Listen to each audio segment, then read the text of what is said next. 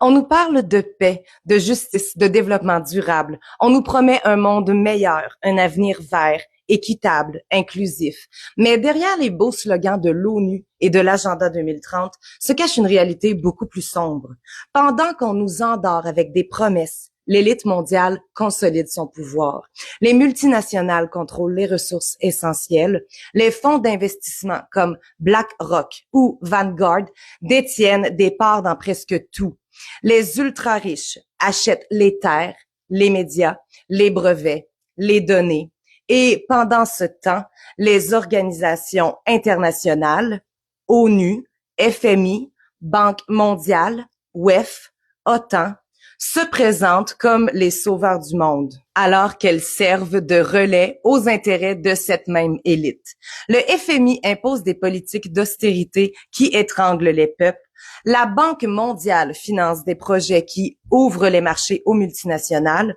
L'OTAN intervient militairement quand les intérêts stratégiques l'exigent. Le WEF réunit chaque année les puissants pour décider de l'avenir sans jamais nous consulter.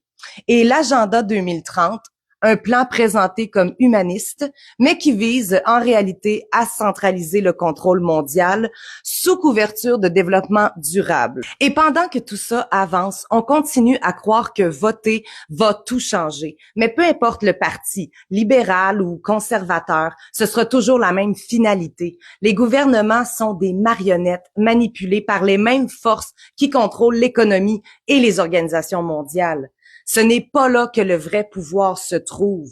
Le vrai pouvoir est entre les mains de l'élite financière, des multinationales, des institutions internationales. C'est là qu'il faut regarder, parce que tant qu'on s'attaquera seulement à la surface, au petit théâtre politique, on tournera en rond.